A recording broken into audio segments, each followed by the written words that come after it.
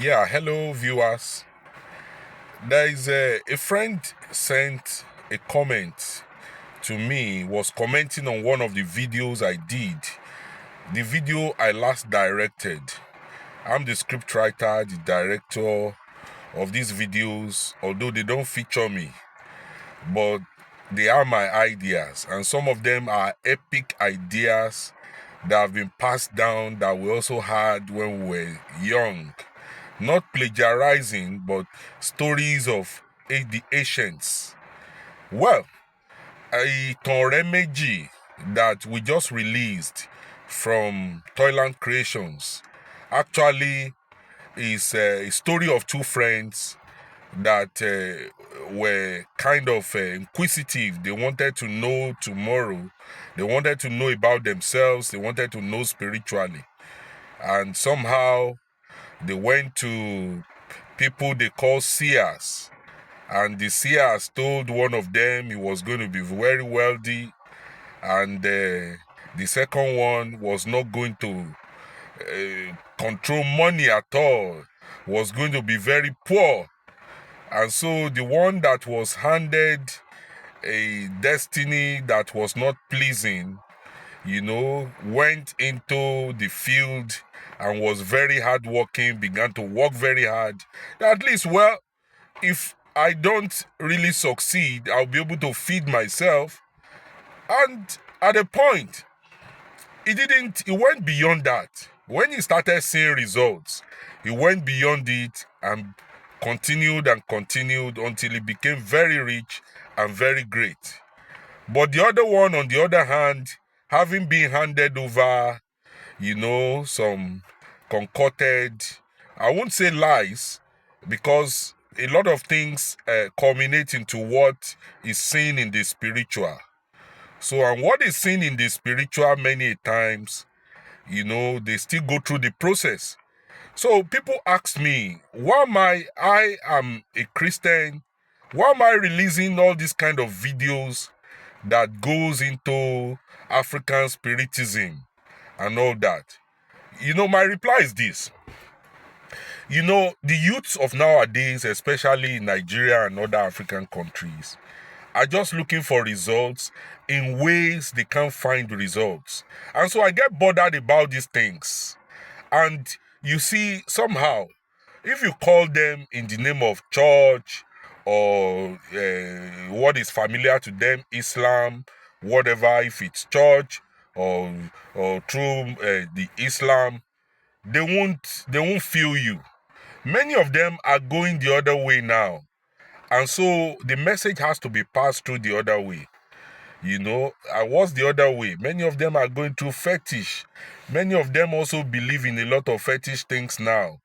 And so the message has to be passed in such a way that they would understand.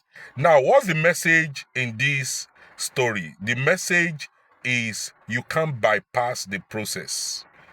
And so when you look at these two individuals, we're talking about process. Process. There has to be process before results. You can't expect to reap where you didn't sow. You can't expect to harvest what you did not plant. And so when you go back to that story, you see one of them planted and continued to plant, farm and continued to farm, and he began to get results. The other one began to gallivant all around, believing in prophecies. And so how do we look at that to what is going on today? Even in churches, in mosques, in all the popular religions, you see a lot of people making prophecies and predictions. But God is God of process. Right now, I just parked somewhere to make this video. God made rain to fall. He made sun to shine. It's all process. So if you are doing a business that rain will probably disrupt you, you look for what to do in order, because there must be rain. It's a matter of covenant. There must be rain. You can't stop the rain. You can't stop the sunshine. It's a process. And day and night is a process. Standard practice. God started it. Management practice. Management practice is an offshoot of a standard practice of God. Are you surprised? You know, God made heaven and earth. He made day and night. For instance, nobody prayed to get to this morning. You didn't stand in front of your house and begin to say, oh, day break. Oh, light, shine. No, you didn't do that. When it was time, when it's time for light to shine, light came.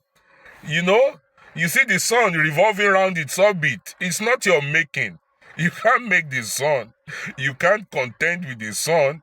You can't even visit the sun.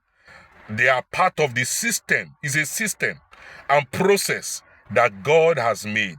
And so you just have to gallivant with this process. And so inside this process, there is day and night.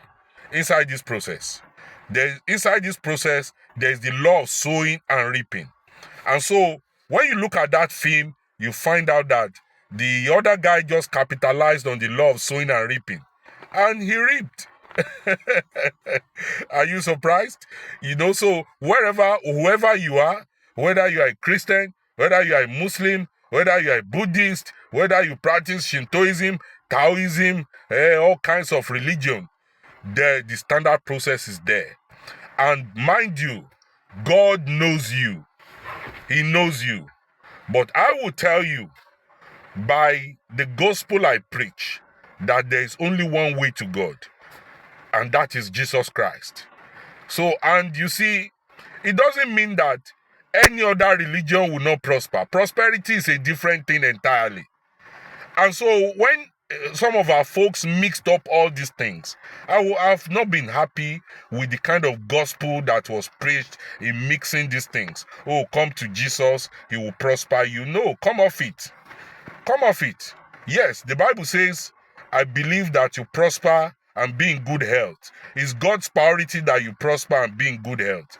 But that's not the first thing. That's not what the gospel is all about. The gospel is about the salvation of men's souls. And there is only one way in which men are saved. So, but when it is prosperity, forget it. Anybody can prosper. If it is financial prosperity, you just need to flow with the process. Once you flow with the process, you get results. And mind you, God is still behind the results because it's as a matter of covenant.